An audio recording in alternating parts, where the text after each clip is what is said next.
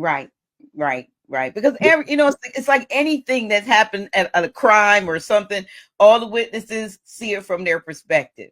And somewhere along the line, if you look at them all, you're going to find some continuity in there. You may find varying perspectives from whatever angle they saw it, but there are also should be some points that are in, very congruent and hey, see, everybody said that.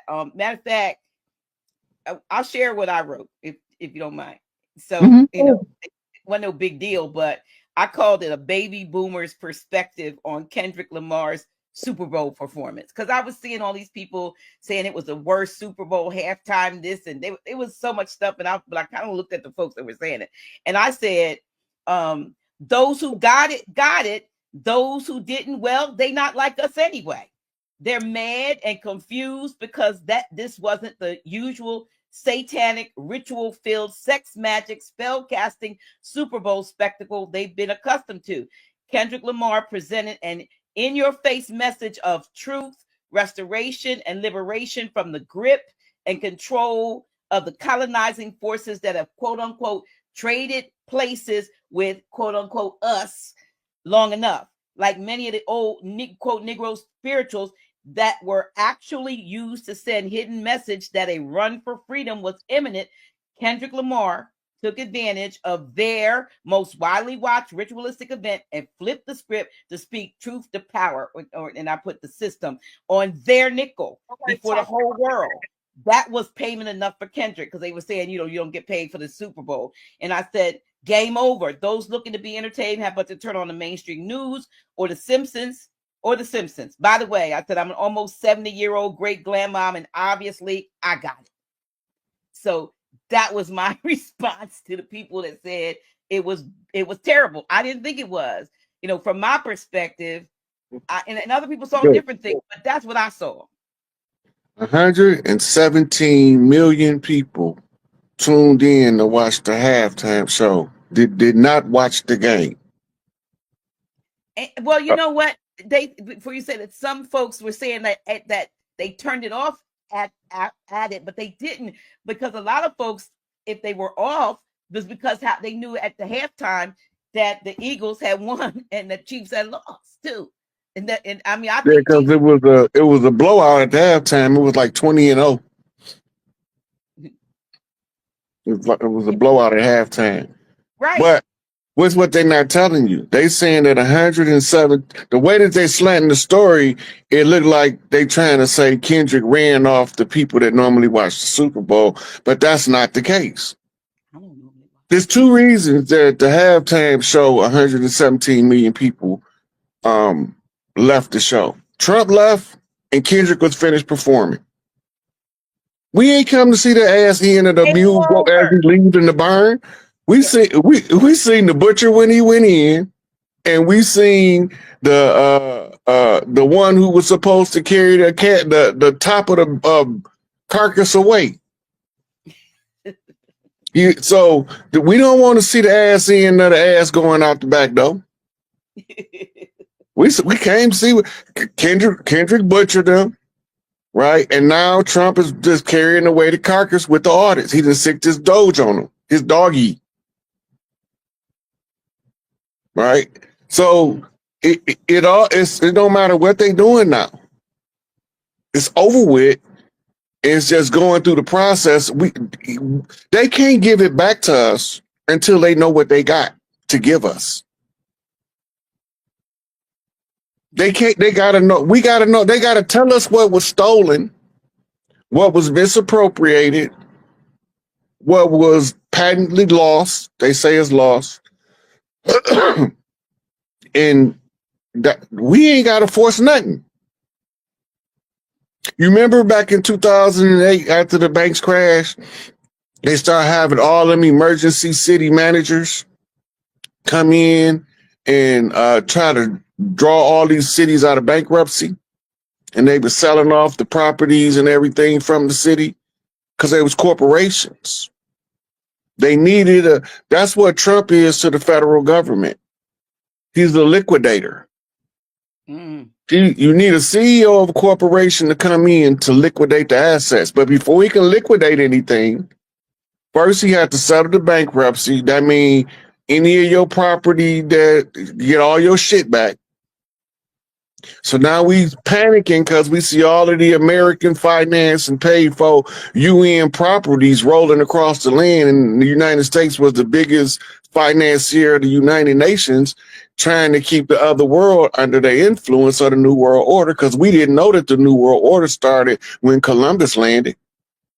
And they labeled this the New World, because they was creating a military outpost. The only problem was how they gonna convince these badass tribes over here, the brave and the free, to come and fight for them.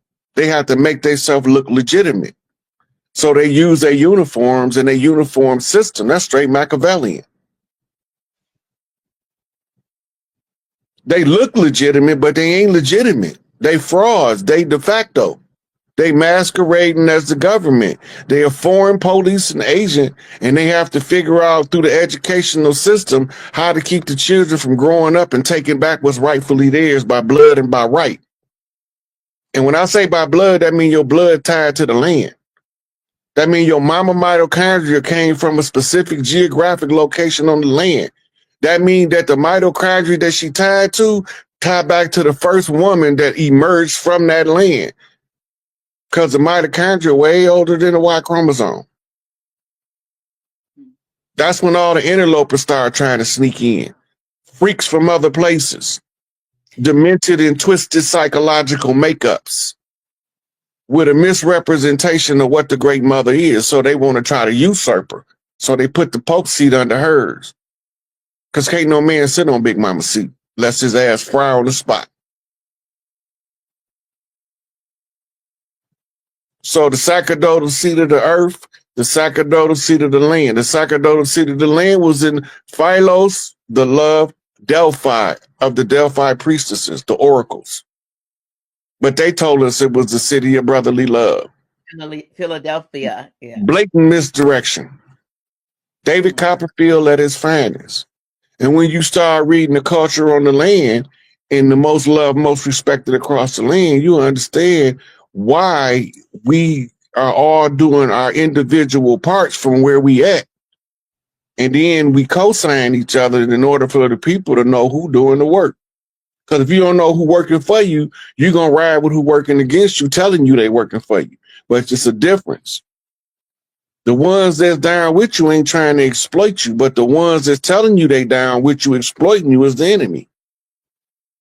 So you heard what Farrakhan say about Kendrick, right? No, I didn't. Well, let's listen. Long before the Super Bowl. Oh, wow. Okay. That was long before the Super Bowl. Oh, that wasn't okay. Long before the Super Bowl. Now, when Kendrick came out the halftime, what did he say about the revolution? Televised. Being televised. But it won't be televised on TV. It's playing out on social media in everybody's face. Taj told him I was the closer, and I've been closing this stuff, and they want to take and throw rocks at me while I'm building their castles.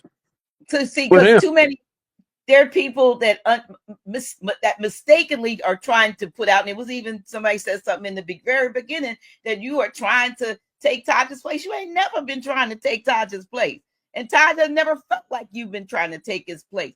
And I wish the folks that have that mentality would stick to doing something and saying something positive. But nevertheless, like you said, they not all like us just because they look like us. Yeah, they not. But even the biggest fallacy ever told us is we all supposed to get along. Who told us that? The tribes. This is what we call run that fade. But we did used to kill each other behind it. Right? We didn't used to lose a good potential future leader because somebody can't take their ass with them. Right? For what I say about people that think that I'm trying to replace Taj, if you want your 90-year-old mama to get up and clock a clock and go to work every day, that's the type of person you are. If you think that I'm trying to replace Todd, how you gonna replace the irreplaceable? He didn't already left his footprint, and my shoes don't fit. I can't walk in his footprints. I can only stand on his shoulders. I can only continue to take the baton and run to the next level. I can't replace him. He's irreplaceable. He just as irreplaceable today as Noble Drew Ali. And then I told the sister last night on a different show on my live, I was like, we not gonna even understand the importance of Noble Drew Ali until we get rid of the dirty Moors. When we get rid of the dirty Moors, and they gonna get got rid of, because they know who they all is. But when you get rid of the dirty Moors, then that whole Circle 7, them oral statements and prophecies, that stuff gonna have a whole new meaning to you. He was telling you in a tribal way how to break the codes. And they started putting dogma in and taking terms like a depth chamber to make themselves sound like they deep. Like they got some secret superior knowledge that you can't attain because you're not as smart as them.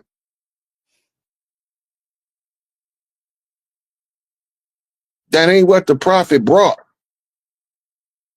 And y'all not going to even understand the glory of the prophet Noble Drew Ali, the glory of the messenger Marcus Garvey, the glory of the messenger Elijah Muhammad. Y'all not going to understand until we get done getting the enemy out the way exactly what they was trying to tell us, because now it's all mixed up because it's above most people pay grade is the simplest way to put it. Everybody in the tribe is not supposed to have the same skill set. All of the chiefs across the land is not supposed to be performing the same function on the same problem at the same time. You ain't gonna never make progress, right? If you need to dig a man, you can't have everybody trying to dig the same size hole at the same time. You got to send them in waves. That the ones going in first starting the hole, the ones come behind them making it a little bigger. The ones behind them make it a little bigger. And everybody just as important as the first man and the last man. This is how we saw it in the tribes. This is why when we had problems with each other, we know our temperament. It shows in our culture. Right? We'll love you all day, but don't piss us off. We don't do that. We rather give you a hug than punch you in the face, but we had no problem punching you in the face if you need it. And sometimes we're going to get punched in the face too by one of our own. You're going to punch us in the face because we out of line. And now they made all of these restrictions on the culture and told you it was the law. You let your enemies educate your children into believing that the enemy is their savior. That's ridiculous. Yeah, they're trying to tell you now to take your child out of school, but you keep sending them.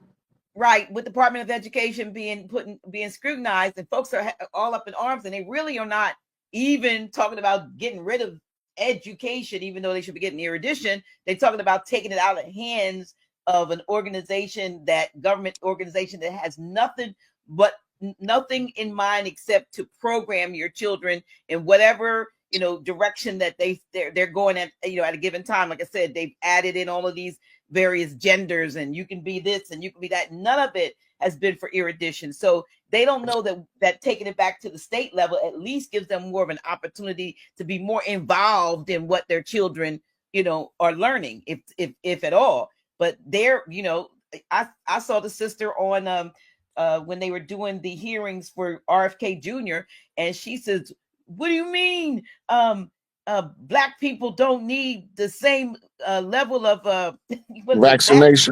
vaccinations as other people? And he said, because your antibodies are stronger, and blah, blah. She had a fit. She didn't even, her brain was so washed that she couldn't hear that he was saying, you all are stronger. You don't need all this stuff pumped into you. But she said, I won't be voting for you. But of course they did confirm him, because they just kept showing the handful that were talking crazy and greasy, instead of the fact that folks probably realized that he's going to go in here, like you said, go in and why do we have 27 ingredients in a cereal over here, and over in the other countries it may have 3?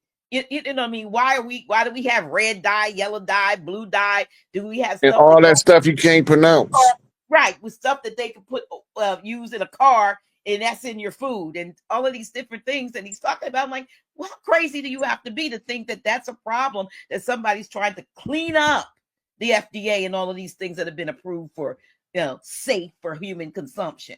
And maybe they are human for humans, but not for us.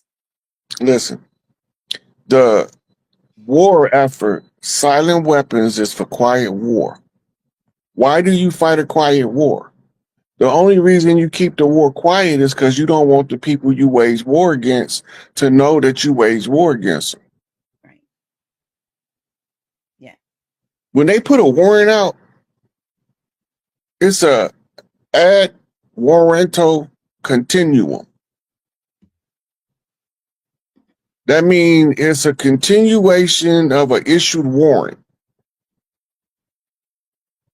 And that first warrant was signed by the president to get us off the land so that the U.S. corporation could expand west, which brought about, they was paying for our hair. They wanted to know it was the woolly hair. That's where the scalping was.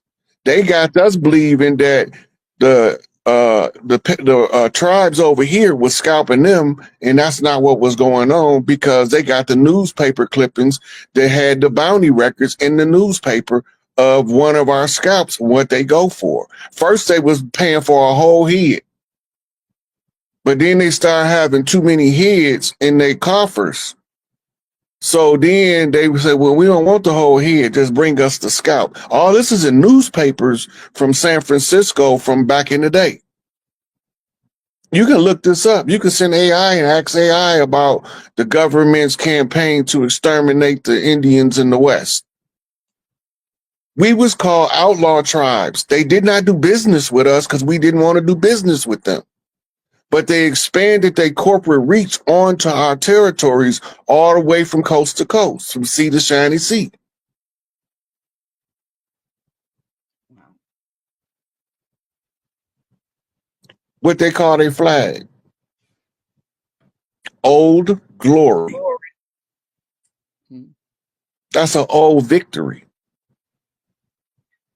They thought that they was going to be able to oppress us indefinitely.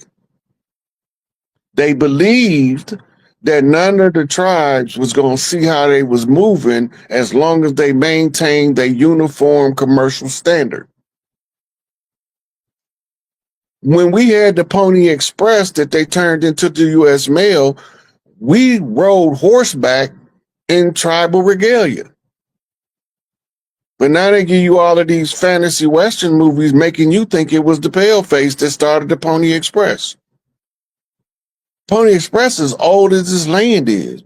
Ever since we've been here, we've been having couriers sending messages from my big mama to your big mama. Half the time they didn't even know they were sending the message. She said, I need you to go from, let's say, for instance, my big mama in Mississippi and yours in Louisiana, right? And I said one of my people, I said, I need you to go buy 5 gallons Louisiana Cajun stew, right? No corn, right? So they go down there and they order the stew, and Big Mama down there is telling the Big Papa, hey, go get Uncle Joe, Uncle Willie, and Uncle Sam and send them back with them. So when they send them back with them, the no corn meant no celebration. This is business because the corn is festive. Your Big Mama down there in New Orleans knew what my Big Mama needed because of what she sent her baby to ask for. So now these three uncles come back and tear up the town and then go back home and don't nobody know who they is, where they came from, and why they did it. But they'll know next time when they get smart with my big mama that she knows somebody big mama that's going to send them boys. And in the case we in now, my big mama said, baby, leave no stone unturned, get all of it back. My mama said, you heard what Big Mama said? I said, I heard what Big Mama said. She said, don't leave no stone unturned. I said, I won't do it, Mama. I'm 3 years old, don't know what the hell I'm talking about. I never knew what I was talking about till I got 50. And then all of the codes start coming in. Everything my mama told me meant something. Everything my big mama told me meant something. Every time they asked me something and I gave them an answer and they acknowledged that the answer was correct, they knew I was supposed to read the codes. So my mama programmed us all to read codes. My whole family. I could code drop something right now in the conversation. It won't mean nothing to nobody but somebody in my family. You've been talking in code since I can remember. My mama been teaching me puzzles since I can remember. She gave me all of the codes as a baby that I was going to need to translate what was going on the land so that the rest of the tribes, big mamas, know when I'm explaining what happened on the land, hey, listen to him.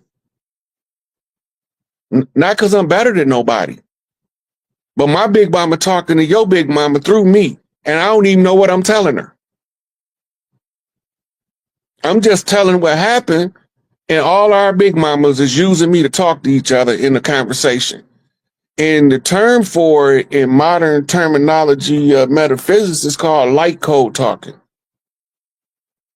The purpose of the light codes is to make certain information click in the mind that your mamas and grandmamas gave you that you didn't know was relevant, but now it makes sense.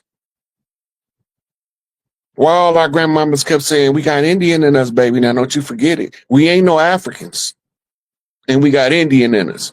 If we ain't Africans and we got Indian in us, what the hell that make us?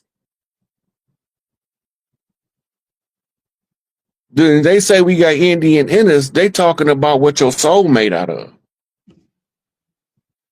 They ain't talking about what they telling you your body is. They telling you your body from Africa, but your mama telling you your soul is an Indian from here. But we don't know what they talking about until we get to become elders. Now I got to translate it because I got a unique ability to translate what my big mama told me into a set of instructions to follow in order to deliver the message. I don't got to know it all. I just got to know enough to know how to get you to see your part. That's the same thing Kendrick doing. Mm-hmm.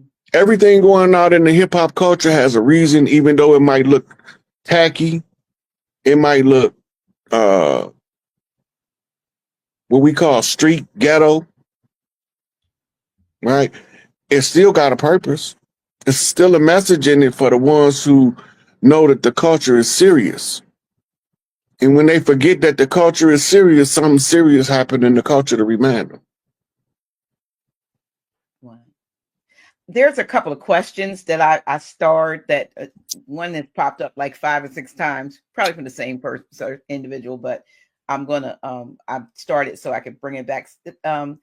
Wanted to know that said that there was something that you put on your site about Elon 14 words. I'm not sure. 14 flags, the dog whistle. Oh, it's okay. They put words. So you said 14 flags. Mm-hmm. It was 14 flags. It's not Elon Musk post. I think it's it might be an Elon Musk post, but it's 14 flags that was posted at 11:14. And the dude that's talking about it is saying it's a dog whistle. A dog whistle is it's a set of codes, a call to action that only certain people are supposed to respond to. Oh, because that's like the silent whistle type thing. Yeah.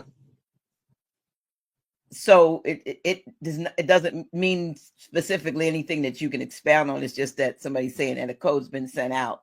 That well, you got to look at what's going on, and then they'll tell you what the code means. Okay. Now I saw. I don't know how old it was. and it didn't look like it was new. But I saw a clip. I want to say it was a TikTok clip or something, and it was two. It was was there a woman, and was there a young woman and two young women, or maybe one young woman and one young man? They were saying that they were either they were the children of Dr. Malachi Z. York or something, and they were admitting that they had been coached to give they said they set him up. That they set him up. That's what I'm saying. But they didn't say they got coached. They said they set him up, and they went.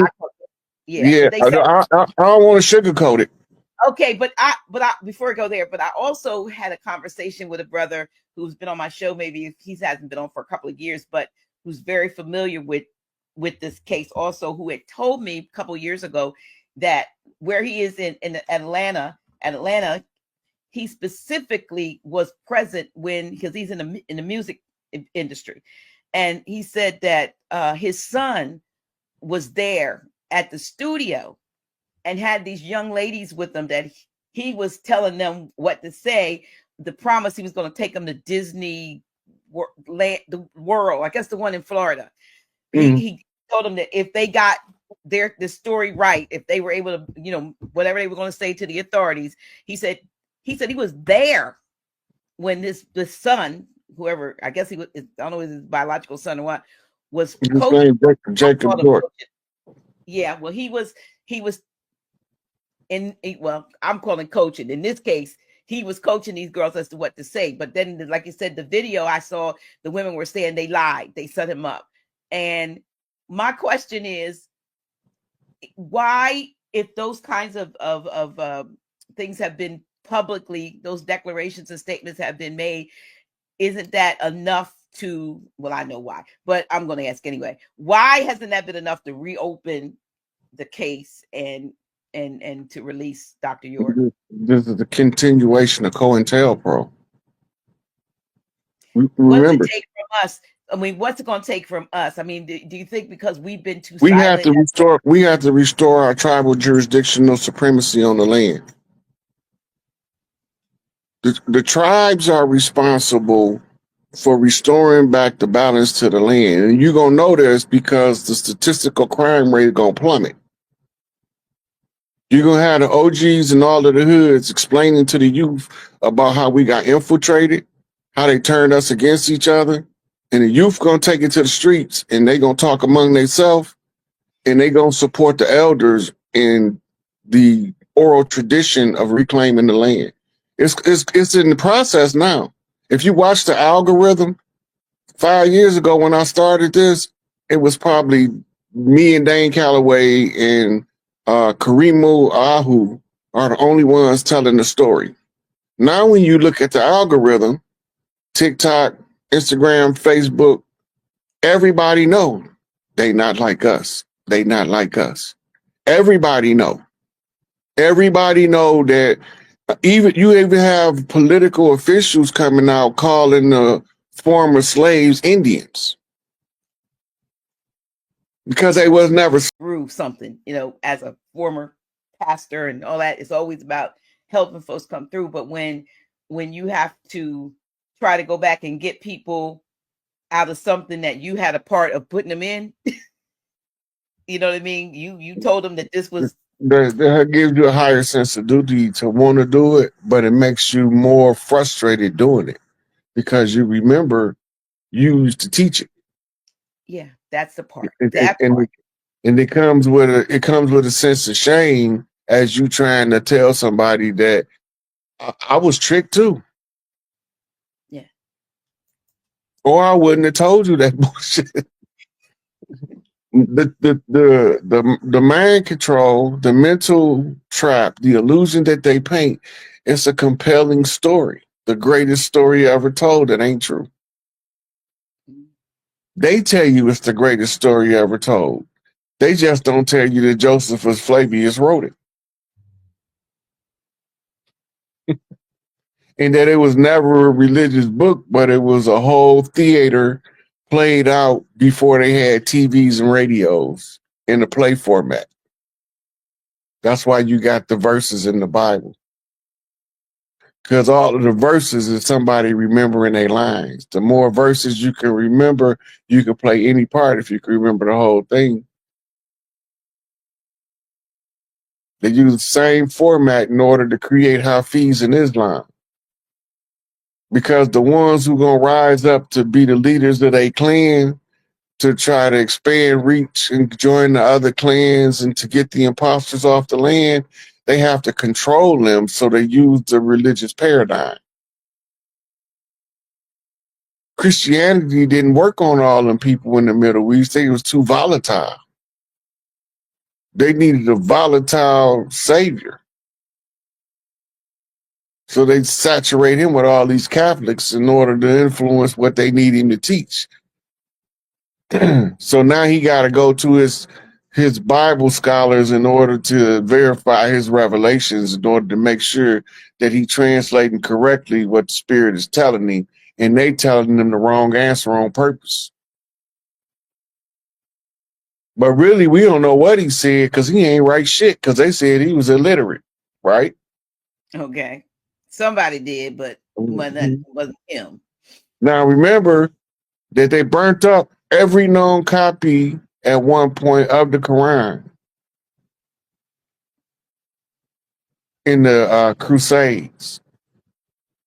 They purged all of the mosques because regular people didn't have one.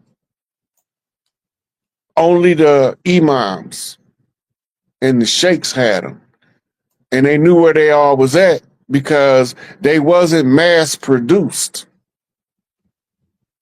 They was produced on different parchments and leaves and clay tablets or whatever kind of format, but that's not, so it's easy to keep track because you know who the printer was, and the printer know where every copy he sent out because he know how many he made. Because he might only make one every 2-3 years because he got to take his time and write each letter because he don't got no printer. That's what made I think it was the Coverdale Bible so popular, the first mass print, or the Tinsdale Bible, the first mass print production of a Bible. So they was all doing it by hand back then. They had to know the calligraphy, which is the penmanship required as a scribe to be able to transcribe something. We keep looking at ancient stuff with modern eyes, and that's why we keep getting confused about what we seeing in them stories. You got to look at ancient things with ancient eyes and then adjust your view for the future. When you know the history of what's been going on, you realize, okay, Josephus Flavius was the student of a guy named Origen, known as the first century Christian philosopher. Why his books ain't in the Bible? Because his was wrote before Matthew, Mark, Luke, John, Acts, Episcopal, any of that. Revelation. Origen's book was before all of them, and he was the foremost authority on Christianity in the first century, and none of his books is in the Bible. That tell you that it ain't got nothing to do with Christianity. Mm-hmm. And that's why the Coptic Bible and the regular Bible, they're not the same. They don't say the same stuff under translation because you got two different groups of people talking, one passing off as the other. But Al Kupt, the leader of the Coptics, he know. They rewrote our stuff and tried to pass it off as the doctrine of men. And then it wrote it right in the book. These people draw near unto me with their mouth, but their hearts are far from me. Teaching as commandment the doctrines of men. Where they getting their commandments from? Out of a book that some man wrote. Who wrote what chapter? They don't know. The church don't know. Nobody in the church know who wrote none of them books. They get credit to the people that they name them after, but some of the people they named them after, not even a name. It's a title, like Daniel. Daniel means the judgment of God. And that's not a name, that's a title. right? David, the beloved. That's not a name, that's a title. The sheep herder's boy. All of these stories is being adopted and stolen from ancient cultures to be told to us in just a way to make us attached to it by genetic memory. You know the stories, you just get it out of order. They got the stories out of order in our head because we don't know the holy drama. We don't know the confessions of Mott. We don't know the principles of Mott. Right? We don't know none of the sciences that was coming to us back in the day that irons everything out and make it as crisp and clean as starched blue jeans. The culture don't lie though. It's gonna play out in the people. They're gonna tell the same story that was the ancient stories in the correct format using a modern method. We ain't never stopped singing. We ain't never stopped rapping. We ain't never stopped beatboxing. We ain't never stopped making beats off stuff that don't even supposed to be made beats on. Now you see us in Central Park. We got buckets, pots, garbage cans. We got pencils and cups. It's in us. We naturally have, you can't deny what's in you because it'll drive you stir crazy. The harder you fight being yourself, this tie back to the self work, Dr. G. The harder you fight being yourself, the harder your life fights you back. Yeah. But sometimes embracing being who you are requires you to fight to become your next level. Because you need to require struggle in order to project you forward a little bit stronger. As soon as you stop taking things personally, then you can deal with yourself. A lot of time people be assuming somebody said something and they meant something that they never said or meant. But somebody thought they heard something, but it didn't what they heard. Now they delivering the story that ain't even what it was supposed to be. That then started some stuff that wasn't never supposed to happen. Between some people who had never supposed to cross paths, you tying up other people's lanes with your BS.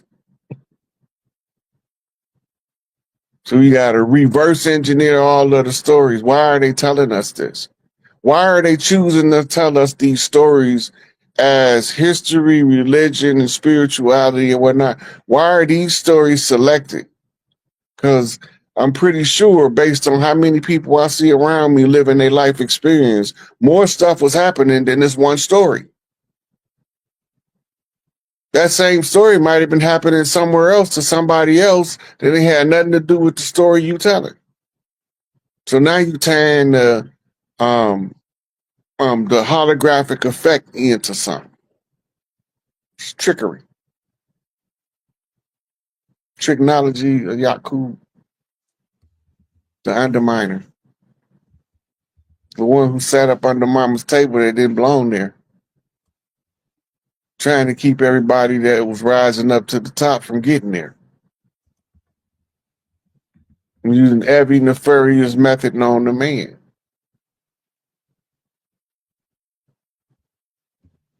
And we still here. Baby kids, we don't die, we multiply. Big Mama told us don't stop till the fight over. We'll do 1,000 reincarnations and we won't even think about it. We eternal beings. We got lives to give because we got other lives to live. And that's why they say it's better. The one who finds himself after he dies, he lives in it. But the one who dies when he finds himself here, he lives eternal life on earth. Well, I have That's some why. questions. When you finish that, I'm going to have some questions that I starred that I want to, if you don't mind, because if you couple more. Here's one. I was asked to ask you about Toussaint's last name, the origin of Toussaint's last name, And for if you could speak on the Bayou Gula connection. The Bayou Gula. Oh yeah, that's yeah.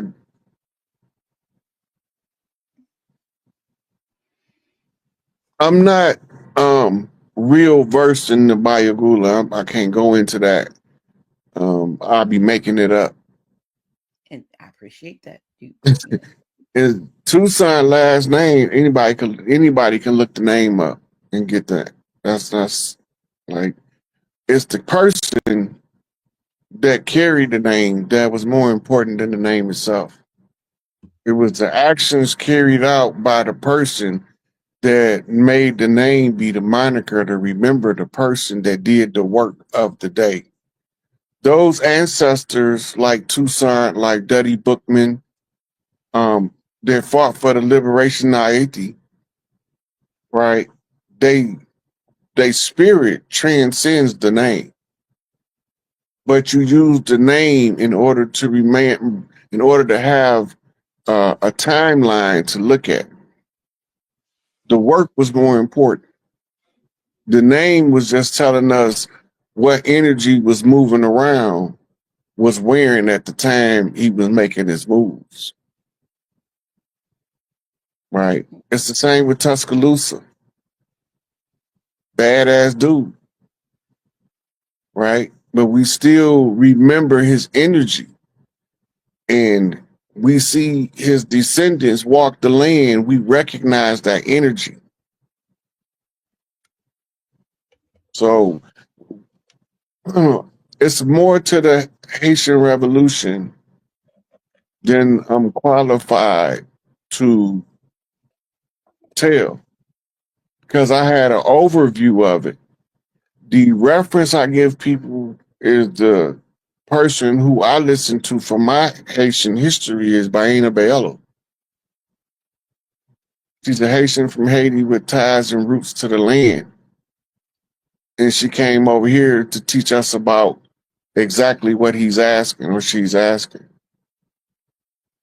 That's her job. She do it for a living. Okay. And she give it away for free. Okay. All right. Here's another. Why are they flying in gold from all over the world? You want your money back? You want your wealth back? If somebody got to go get it, they've got to come back home. What Malcolm say? Everybody happy when the chickens come on the roof. Seizing and returning assets. That's what you're looking at. Seizing and returning assets. That makes Remember, sense. France came over here in the 70s and told America to run that gold. America told Millie Mouth Nixon, say, we are no longer under the standard of gold, but we can give you some of these fiat greenbacks. IOUs. We'll settle up at the end, buddy. All right. Okay. Yeah. Here's another. Now, it's no coincidence you got auditing going on, and then you have massive gold returns coming at the same time. The Federal Reserve notes is under the scrutiny of the audit because the Federal Reserve note, the fiat currency, you heard what the Supreme Court ruled, right? The fiat currency is not money. Well, we know that. But there's a new recent Supreme Court ruling. Yeah. We're not talking about that Moore case, Moore versus United. That was because that one wasn't real. I understand. The Moore case was that seemed like it wasn't really filed, but it was like that was put out as if it was it had actually been settled. Settled, but it wasn't. It wasn't. Yeah. Sometimes stuff settled. Listen, sometimes stuff is settled tribally, and it don't show up in the system.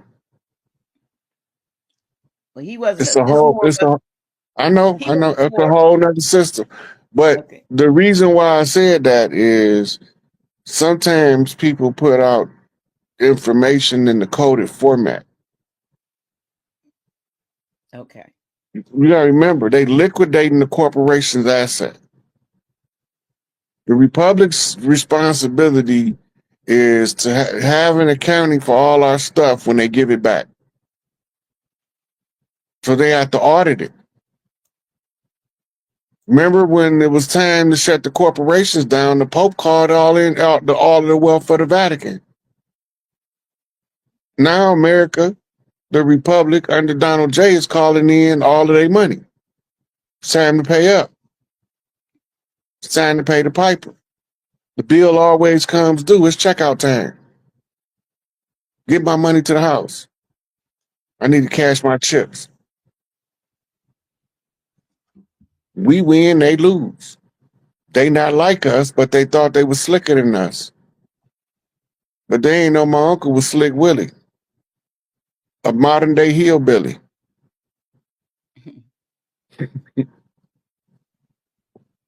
All their secrets get exposed by their activities. If we don't be narrow minded and believe the hype, because a lot of things is dogmatic. Anything that tells you just to influence how you feel about other people that you don't even know, that's a control measure. But something that tells you, that inspires you to be the best in who you are, that's a liberation measure. Mm. And you can feel the difference in the energy because it feels better to celebrate than to do the player hate. I'd rather buy you a cake than watch you fall in one. I feel better about being able to give you a cake than to watch you destroy your cake. Some people can't wait for you to destroy your cake because it ain't their cake. They just waiting, and if they can help you, they're gonna try to trip you so you can land face first in your cake. They don't want to see you win at no cost, not because you did something wrong, but because they think if you win, that mean they lose. That mean they ain't really on your team. True. My whole team is shooter. If one shoot, we all gonna shoot. So I gotta keep them all separated in different places. Can't none of them be two together at any given time unless something gets shot up. And we don't play about each other.